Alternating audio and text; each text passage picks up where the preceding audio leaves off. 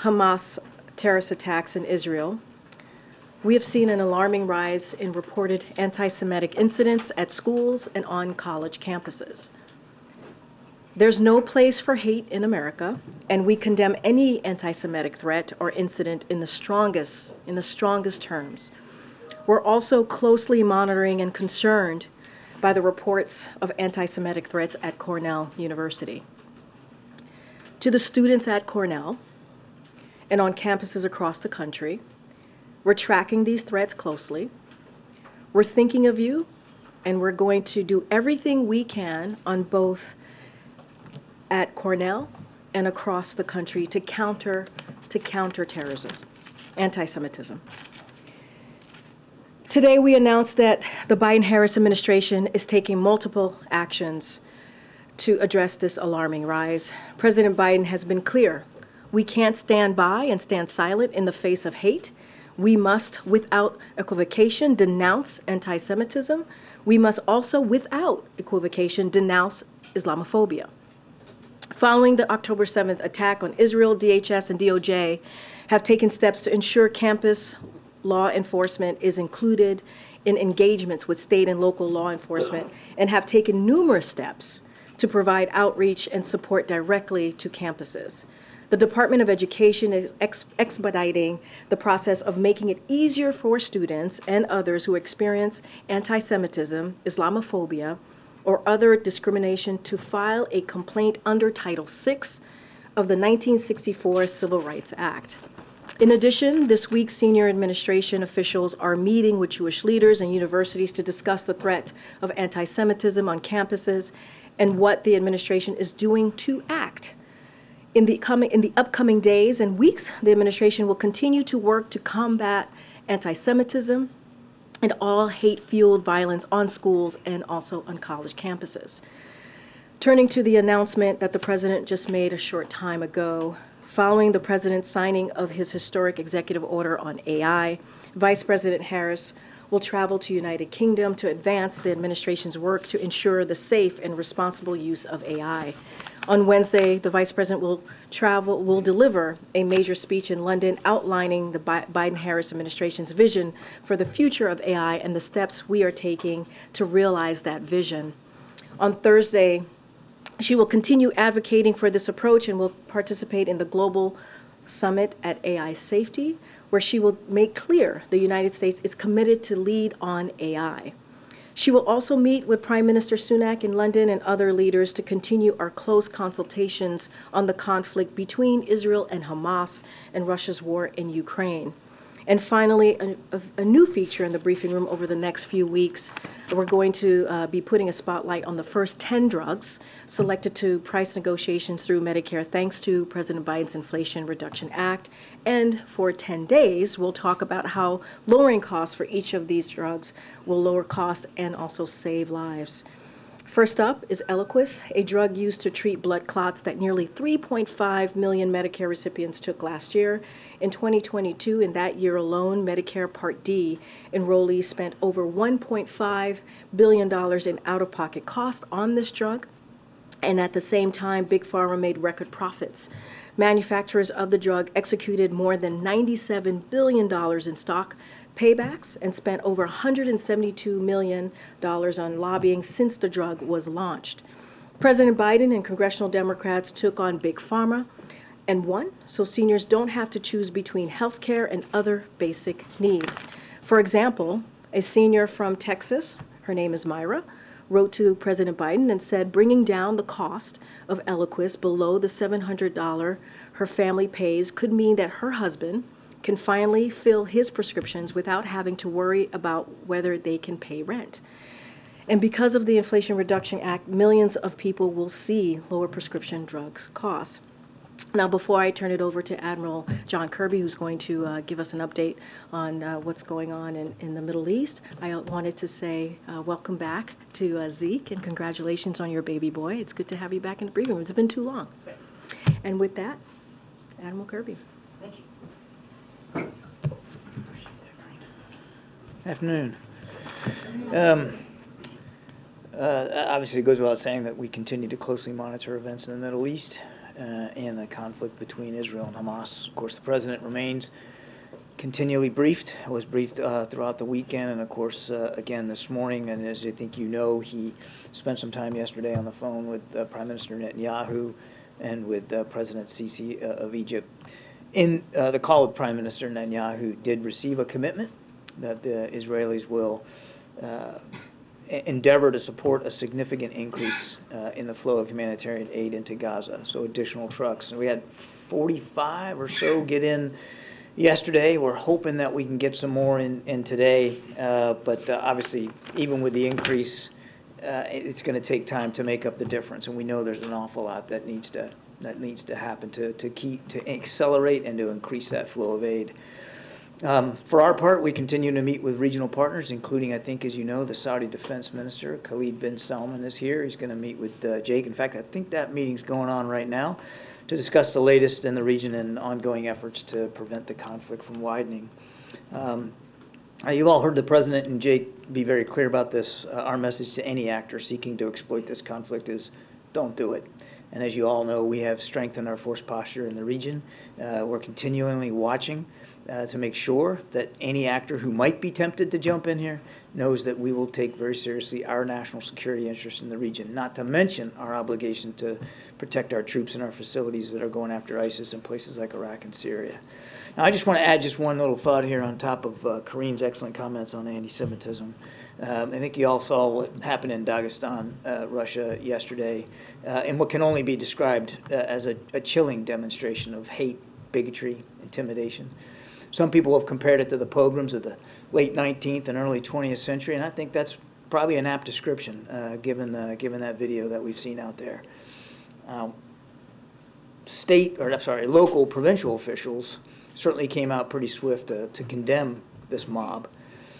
And I heard within the last hour or so, apparently Mr. Putin has decided to have some sort of meeting with his security officials. But outside of that, we've heard crickets from the Kremlin. Nothing.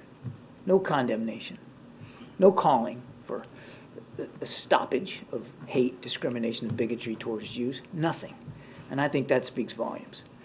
And the same goes, for here in the country. Karine talked about what's going on college campuses, but the same goes for Islamophobia. There's no place for that in the country.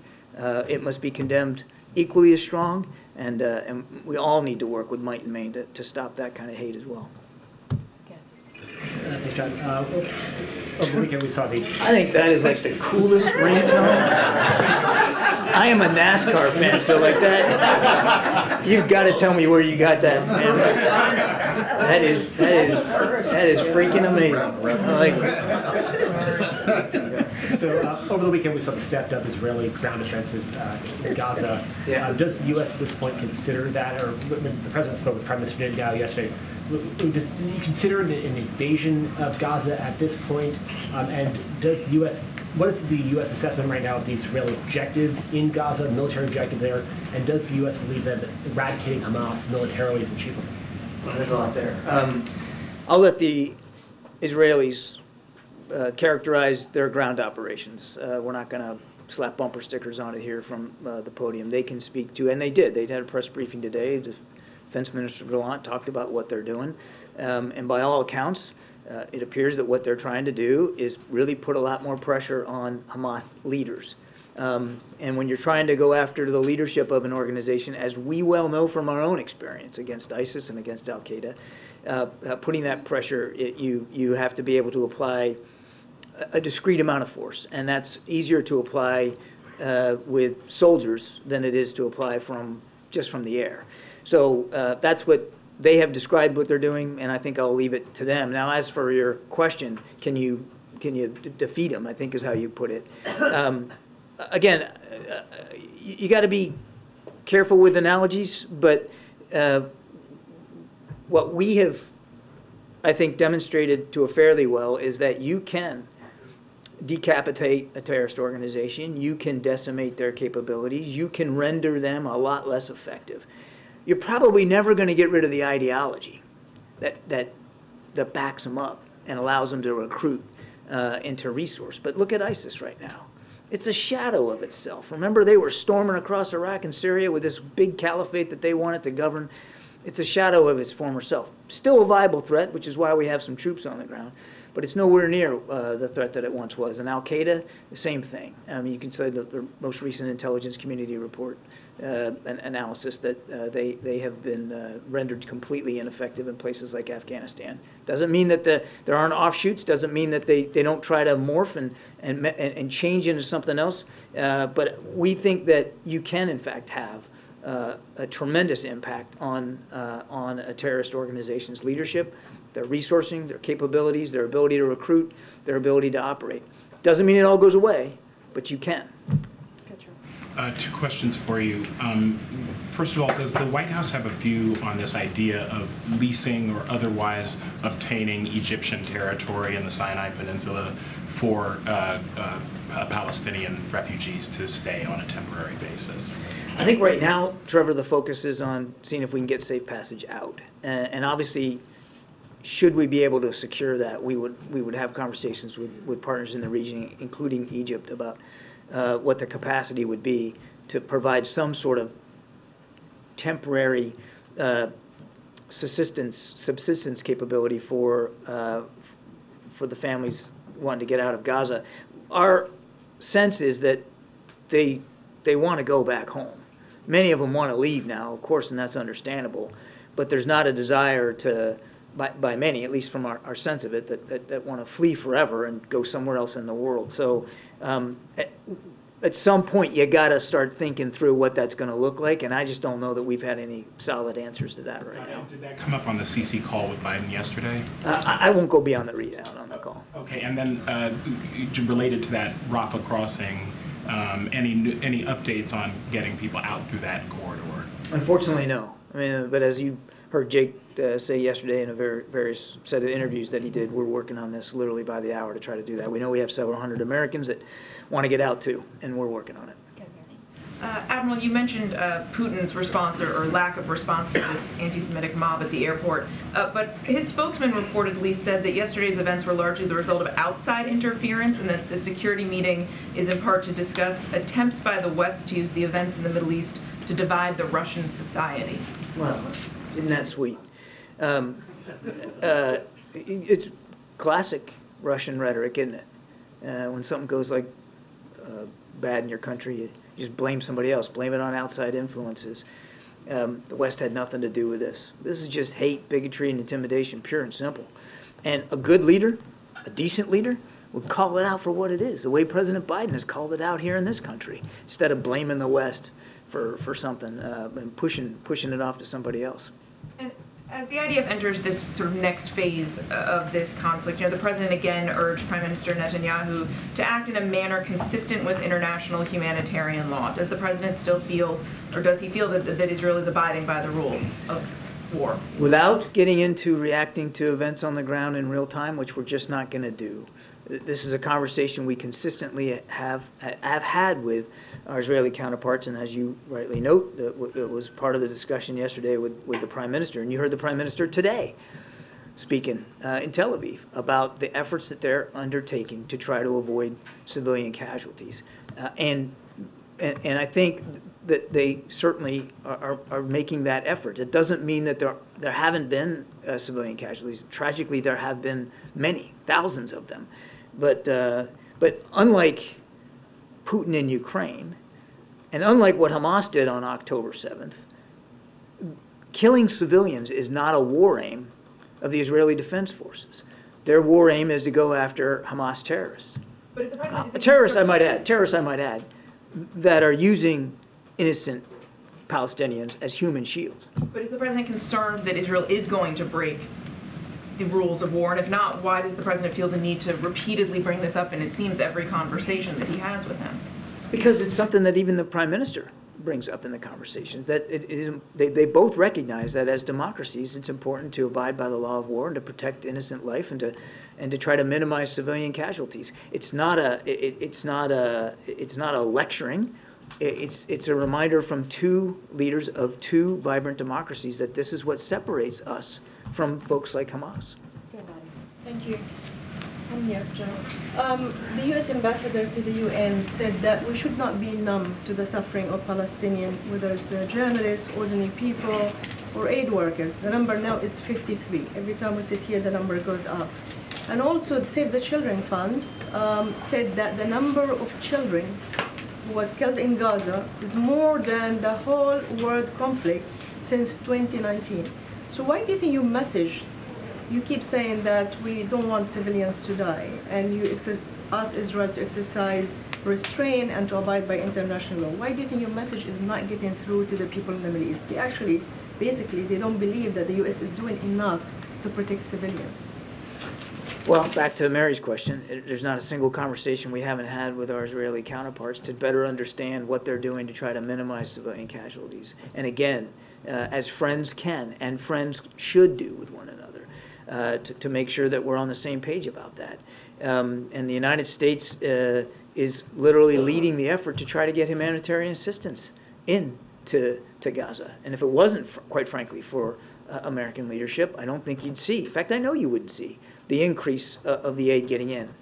Again, we know there's a lot more that needs to be done, but it's because of American leadership on the ground and American convening power that we're able to get that aid in and try to see if we can sustain it. We're working very hard at this.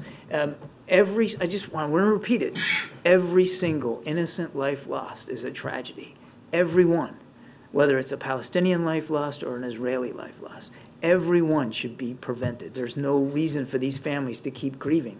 And we're going to keep doing everything we can to work with our Israeli counterparts on the minimization of civilian casualties. Just one more quickly. On the meeting with the defense minister, Saudi defense minister, yesterday Jake Sullivan said that we should talk about the future two-state solution. Do you believe that Prime Minister Netanyahu, who publicly said he's against two-state solution, that actually this is something that you can discuss as we go forward and you're looking for a political outcome? Yeah. We've discussed it privately with our Israeli counterparts. You heard the president in the Rose Garden last week talk about it publicly, right at the top of his press conference. It's absolutely something he's 100% committed to, and he still believes in the promise of it. Though it may seem a little bit more illusory now, we still believe it's the right thing to do for the region, for the world, certainly for the Palestinian people. Go ahead, April. For both of you or for John, you have a historic coupling with DHS, DOJ, the Department of Ed with this civil rights law when it comes to anti-Semitism and Islamophobia on these college campuses. Because of this historic coupling, will there be stiffer penalties now? I'm talking about the penalty part for those who are carrying out hate and terror, as Karine said in her opening statement. April, I'm not sure I'm qualified to answer that question. That's a little bit out of my swim lane, I'm afraid. That's going to be up to DOJ. But you went beyond just hate. You went into terrorism. Yeah, anti-Semitism, right? That's what I was talking about, and also Title VI of the Civil Rights Act. So, look, that's going to be something that DOJ is going to decide on, right? We're talking about Title VI under the Civil Rights Act of 1964, right? That's what we're saying, that people, as they deal with what's happening in these campuses, that's kind of the path that we're going to try and deal with this. Again, DOJ, Department of Justice, is going to deal with the penalties and how they move forward on that. We're just not going to speak to that from here. Not beyond hate, though, but terrorism. What I was saying, anti-Semitism, right? It is unacceptable. That is what we've been seeing in these college campuses, and that's what I was referring to. Okay. All right, Gabe, go ahead. Admiral, I'm sure you saw the number of pro-Palestinian rallies around the world throughout this weekend. How concerned is the White House that these demonstrations will spiral out of control? No, we believe in the right of peaceful protest, even if it's, espousing ideas we don't agree with. But we don't. Nobody wants to see peaceful protest turn violent or turn dangerous. The way that this mob activity did in Dagestan yesterday. So it's of concern, and it's something that we'll continue to talk about with our allies and partners. You mentioned also no update to the Rafah crossing negotiations. Yeah. At last check, the administration is saying that Hamas was holding that up. Is that still the case? What can you say with what exactly is holding up those negotiations as American families wait to see when those Americans are? It is still the case. They've been making a series of demands that we're not able to accede to. I know you'd like to know what those are, but I think in order to try to make some progress here, we're going to preserve a little bit of that publicly. But yes, Hamas is still the holdup. Israel is willing to let those Americans out. Egypt is willing to let them come out. The holdup is Hamas. Would you say the biggest sticking point is fuel at this point still? Again, I won't get into more detail on that. Thanks, Admiral. We saw today a renewal of fighting between Saudi forces and Houthis. The Saudis also said they intercepted a rocket that flew over their territory toward Israel. Are you seeing this activity in addition to what's been going on with Hezbollah in the north of Israel as Iran directing their proxies to ramp things up now that the ground offensive is underway? I don't think we know enough about these recent attacks that you're talking about to make a call here. Obviously, the Houthis have been backed and supported by Iran, but I can't tell you with any specificity whether they were specifically involved in directing these. I want to make it clear before anybody suggests that I'm somehow walking away from complicity by Iran. We know that they back and support and resource the Houthis. Same with Hamas, same with Hezbollah, same with these militia groups in Iraq and Syria. We've not backed away or shied away from calling it like we see it, but with these particular reports, I couldn't be certain. Thank you. So on Friday, the UN General Assembly called for a humanitarian truce. 120 countries voted for it. The United States voted against it. The death toll in Gaza keeps rising. Is the U.S. at any point calling for a humanitarian ceasefire? We do not believe that a ceasefire is the right answer right now. We believe that a ceasefire right now benefits Hamas. And Hamas is the only one that would gain from that right now as Israel continues to prosecute their operations against Hamas leadership. What we have said should be considered and explored are temporary localized humanitarian pauses to allow aid to get to specific populations and maybe even to help with the evacuation of people that want to get out, move more to the south. We do support that. We do not support a ceasefire at this time. Are you afraid of being isolated in this? I mean, of being at odds with the international community? I will let other nations speak for their prerogatives on this. President Biden has been crystal clear about where we are on this. It's about making sure Israel has what it needs to continue to defend itself and to go after these Hamas leaders. It's about making sure humanitarian assistance can get in to the hundreds of thousands of people that need it, and it's about trying to find and get out hostages that Hamas is holding. Those are the three things we're focused on. As you continue to see U.S. military assets targeted in Iraq and Syria, can you say whether the concern about this war broadening out into a greater regional conflict, is it greater now than, say, a week ago?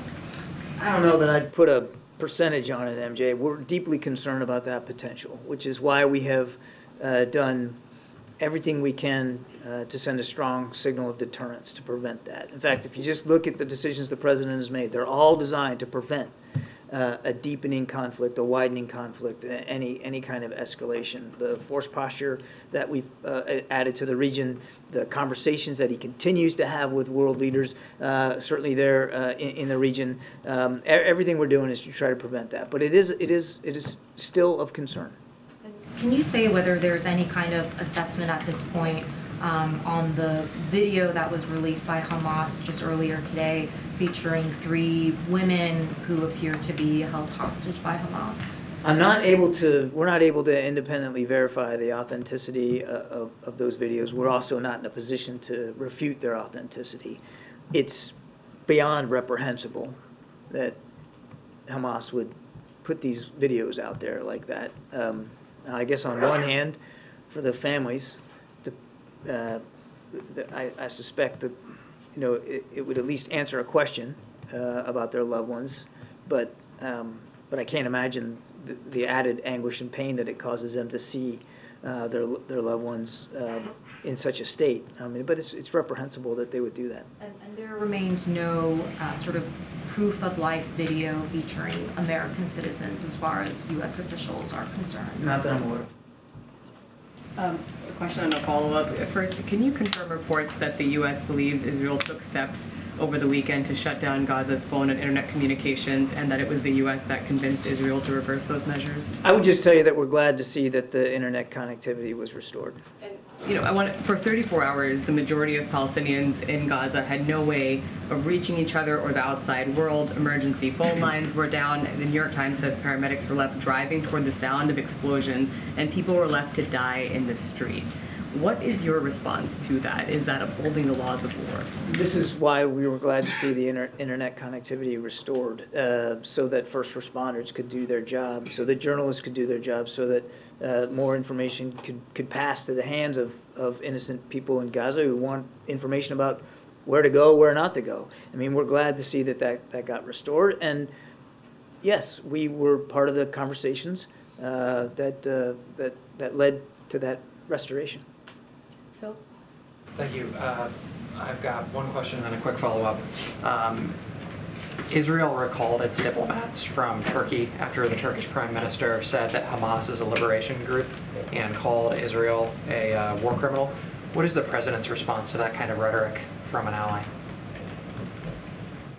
Well, we'll certainly let President Erdogan speak to his comments.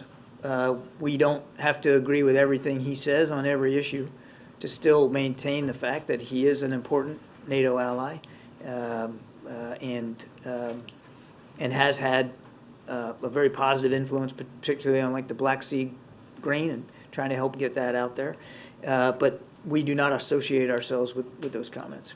And then you were asked about a two-state solution, and you noted that the administration has had consistent conversations with Israeli counterparts towards that end. Has the administration had similar conversations with Palestinian leaders? Are there any Palestinian leaders or groups that the White House has identified who would be constructive in those types of talks? We absolutely have, particularly with President Abbas. In fact, when we took office, there had been almost no relationship with the Palestinian Authority by the previous administration, and we worked hard to restore that relationship and to try to get those conversations going. So yes, we absolutely have. So that's President Abbas is the one that the administration would like to see the Israelis negotiate with at a future date. We're not at a point right now on negotiating over a two-state solution. So I think you got the cart way in front of the horse right now for where we are. But we have had conversations with Palestinian officials, including President Abbas, at President Biden's level about the need to continue to pursue a two-state solution. We have to wrap up there. Thank you so much. Admiral, you said the President got a commitment from Israel that they would allow a significant increase of aid to come into Gaza. Can you be more specific? How many trucks are we talking? What would be an appropriate amount of aid or trucks according to the White House? Well, I think this first phase that we talked to the Israelis about is trying to get it up to about 100 a day. But that's a first goal. We know that even that, which is a dramatic improvement over where we are right now, is still not going to be enough. So we're not going to let it go. We're not going to drop it. We're going to continue to try to see what we can do to increase that volume. But initially, it's about 100 a day, and with a lot of hard work and continuing to build on issues of trust and being able to verify what's in these trucks, we're confident that we can get there in coming days. All right. James in the back, you have the last question. That's very kind. Thank you very much. Two questions. First, on the hostages. More than 3 weeks have passed now since the original Hamas attack and the seizure of hostages. How many Americans have you confirmed in that time are actually hostages? Less than 10. That's not a number. I want a number from you. Less than 10. Why can't you give a number? James, I've given you an answer. What's your next question? You've given an answer. You haven't been responsive. Let the record show. The other question has to do with Israeli war aims. The Israelis have said that their objective, and they've been very explicit about it, is to destroy Hamas. From you and other administration officials, we hear that the objective is to ensure that Hamas can never terrorize Israel again. Those are two different objectives. Are you having a problem with the Israelis in terms of a clear communication here of their objectives, or have their objectives, to your eyes and ears, appeared to change over time? No, and no. So does the United States support the goal of destroying Hamas? We support what Israel is trying to do to protect their citizens from the threat of Hamas. And James, I think you know this, we aren't on the ground fighting in this war. There's no intent to do that. These are Israeli military operations. They get to decide what their aims and strategy are. They get to decide what their tactics are. They get to decide how they're going to go after Hamas. We're doing everything we can to support them, including providing our perspectives, including asking them hard questions about their aims and their strategy, and the kind of questions we'd ask ourselves. But the question you asked me is a question better put to the Israeli Defense Forces. Thanks, everybody. Thanks, Admiral. Thank you. Thank you, Admiral. Because of the events happening on the South Lawn, we don't have that much time. Zeke, you just want to? The new speaker plans to move forward with and the House Republicans plan to move forward with a funding bill to provide supplemental assistance to Israel this week. They're seeking spending offsets. That's also moving to decouple that from Ukraine and the other supplemental request from the administration. What's the White House position on that? Would the president sign a Israel-only supplemental request, or is the White House still insisting that they all move together? So look, just I do want to do a little bit of a lay down here, because this is incredibly important. When you think about Hamas and you think about Putin, they represent different threats, right? And but both want to annihilate a neighboring democracy, and we've been very clear about that. And so we can't afford to let that happen. And that's what we've been very clear about. So making sure both Israel and also Ukraine succeed in their fights for democracy against terrorism and tyranny, it is vital to America's own national security. So we must help innocent civilians devastated by Putin's war in Ukraine and the conflict between Israel and Hamas, including by providing life-saving humanitarian assistance in Gaza. That is important as well. And there is a bipartisan consensus. We've seen it. We've seen the bipartisan consensus in the Senate. You have heard me say how the director of OMB and also our Office of Legislative Affairs have been giving briefings in a bipartisan way to members of both the Senate and the House. And it is important. We see a strong majority of Republicans and Democrats in the House and the Senate, as I just mentioned, who both have been very vocal on the record. Just last week, I listed out a bunch of House members, a few House members and senators, and quoting them and saying what they have said on the record in supporting both Ukraine and Israel, supplemental, this urgent national security needs. And so that's what we want to see. There's no reason why that should not happen. There's no reason why we, as America, United States of America, cannot make sure that Israel and also Ukraine has the funding that they need. And is the president open to considering any spending offsets for that funding? So look, I'm certainly not going to get into hypotheticals from here, but what I can say is...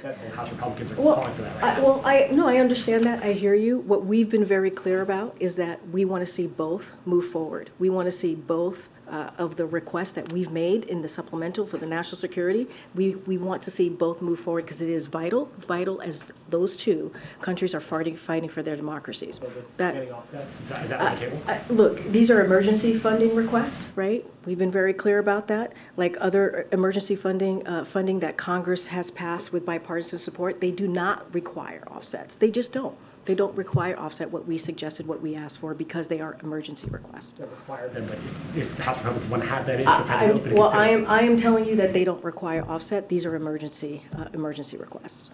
That's not how it goes. Nancy, I haven't called it. Thanks, Greg. I want to ask you about the new executive actions that the administration is taking place in response to anti-Semitic threats. I saw the list, the DOJ involved, Homeland Security involved, CISA involved. Given the skyrocketing number of threats, is all of that going to be enough?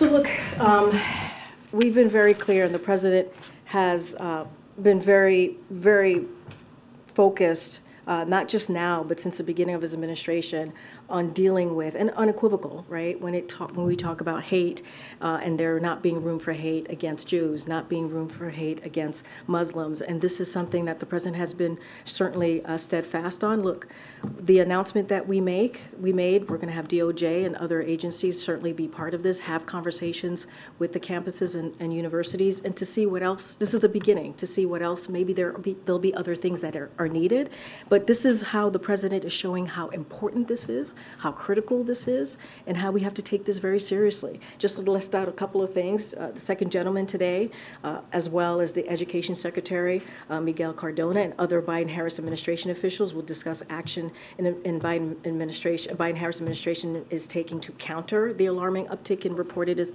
instances of anti-Semitism. So they're going to have those conversations with the Conference of President of Major American Jewish Organization. That's important. We're going to continue to have other conversations here on the senior level as well. Later this week, you have Secretary Cardona and Domestic Policy Advisor Nir Tandon will attend a site visit at university and hold a roundtable with Jewish students. And in recent weeks, the Department of Education has conducted site visits in San Francisco, in St. Louis, and in Maine to address and learn more about the anti-Semitism at schools and college campuses. And so that we're going to continue to hear directly from these Jewish organizations. We want, I said at the top, if folks have concern, I've listed out how they should be able to flag those concerns for us. And so we believe what we announced just today is incredibly important. It's just a first step. And there is no place for anti-Semitism. There is no place for it. Does the White House believe that college administrators are doing enough to deal with this problem? That is for them to speak to. Honestly, what we have been very equivocal about, anti-Semitism has no place in this country. There's no hate. There's no place or no room for hate. We've been very, very clear about that. I would refer you to them to speak to what they're doing on campuses. Okay, and this just recently happened, so you may not have any information about it yet, but there was an individual who was arrested for making anti-Semitic threats against a U.S. senator. Do you have any information about that? That is the first time I'm hearing of it. Obviously, we're going to condemn any form of hate, including anti-Semitism, including hate against Muslim community, Islamophobia. We've been very clear about that. We will denounce any form of hate, any form of violence, and we'll continue to do that from here. I've not heard. This is the first time I'm hearing about that particular incident. Thank you, Karine. Does President Biden think the anti-Israel protesters in this country are extremists? What I can say is what we've been very clear about this. When it comes to anti-Semitism, there is no place. We have to make sure that we speak against it very loud and be very clear about that. Remember, what the president decided when the president decided to run for president is what he saw in Charlottesville in 2017, when he saw neo-Nazis marching down the streets of Charlottesville with vile anti-Semitic just hatred. And he was very clear then, and he's very clear now. He's taken actions against this over the past 2 years, and he's continued to be clear. There is no place for this type of vile and despite this kind of rhetoric. And we hear you guys, though, talk about extremists all the time. It is usually about MAGA extremists. So what about these protesters who are making Jewish students feel unsafe on college campuses? Are they extremists? I've been very, very clear. We are calling out any form of hate. Any form of hate. It is not acceptable. It should not be acceptable here.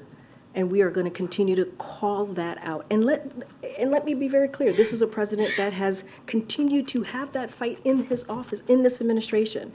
You know, when he repealed Trump's Muslim ban on his first day in office, that is something that this president did.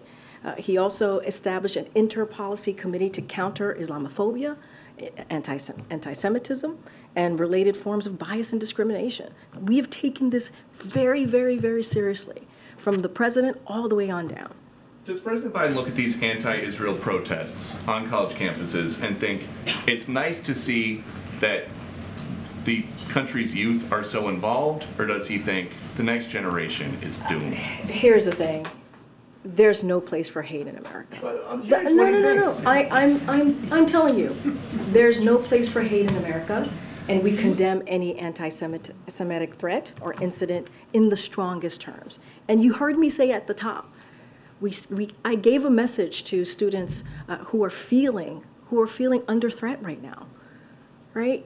You know, we're tracking these threats very closely. We are there for them. No student should have to be able to go to class, live on campus in fear. And, you know, these incidents, these reported anti-Semitic incidents at schools and on campuses, that should not be. We have to condemn them. We have to condemn them. Ms. Karine, could you tell us more about the president's meeting with lawmakers on AI tomorrow that he alluded to in his remarks? Who will be in attendance? I know Senator Schumer will be one, and what exactly is going to be on the agenda? Like, is he recommending pieces of legislation they should pass? So yes, as you know, the president signed this executive order, and it is a comprehensive executive order that the president was able to sign today. You saw him do that on camera, and the thing about that is it not only shows his leadership here in this country, but globally. And you're going to see the vice president obviously go to the United Kingdom to speak, to make a major speech at the global summit. So the president's going to have conversations with members of Congress as they move forward. You heard from Senator Schumer just now as they move forward in pushing legislation to deal with AI. And we believe this is an important step forward. What the president did today was just the first step. And it is comprehensive. It's something that we have not seen any global leader do. And now we need Congress to take action, to actually take legislation so we can actually put some laws into place. And so I'm not going to get into specifics on the agenda. We don't have anything to read out on any meeting. But the president, again, is going to lead on this effort as you saw him today, and as he's done in the past several months. We have to wrap up. Go ahead. Also on AI, is the White House experimenting or using AI in any way right now? I don't have anything to report on the White House experimenting ourselves with AI. I don't have anything on that. You're not AI. You're the Midfield, right? I don't know. Go ahead, Karen. The administration's withholding over $7 million from Ohila, the loan servicer, after they failed to send billing statements out to 2.5 million student loan borrowers. And there were 800,000 borrowers who were delinquent then on their loans because of these glitches. How concerned is the administration about these problems persisting as the student loan repayment continues?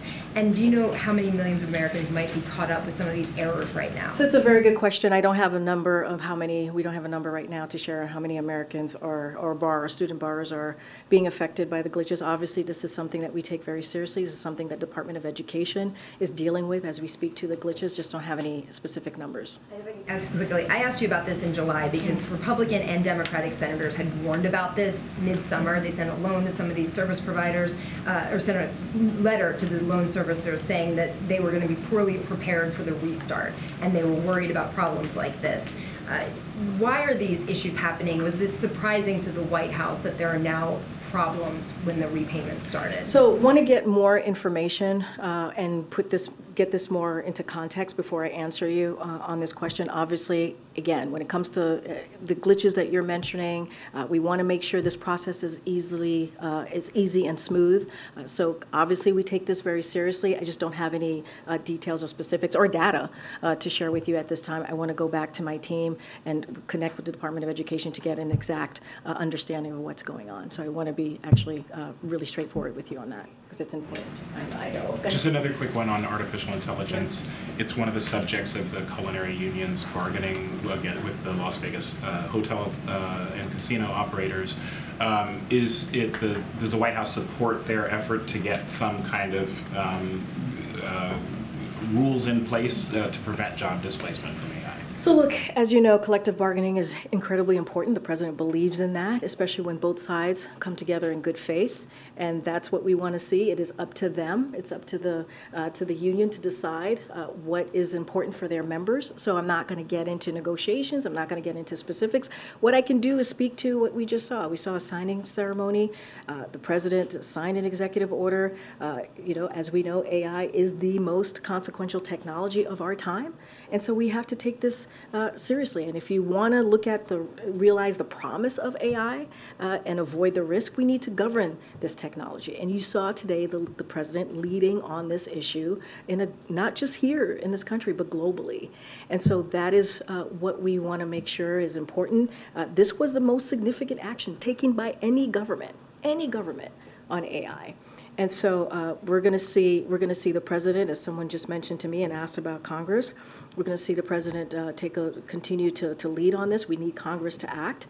We heard from Senator Schumer how they're going to move forward with legislation, and that's going to be important, and it should be done in a bipartisan fashion. I know I have to go. Oh gosh. Okay, last one. Go ahead. Go ahead. Well, I thought you were going to explode for a second. No, so I wanted to make sure that comes later. My question is about, I know earlier John said that you don't believe in a ceasefire now. We don't have troops on the ground. And you've spoken about it obliquely, but what would the U.S. need to see and support a ceasefire in that region? I mean, what's the end game for us? I mean, the Admiral spoke to this at length and very, very clearly about where we stand, where the President stands on this. I don't have anything else to add. I mean, he was very clear about how what's important right now is supporting Israel defend itself against terrorists.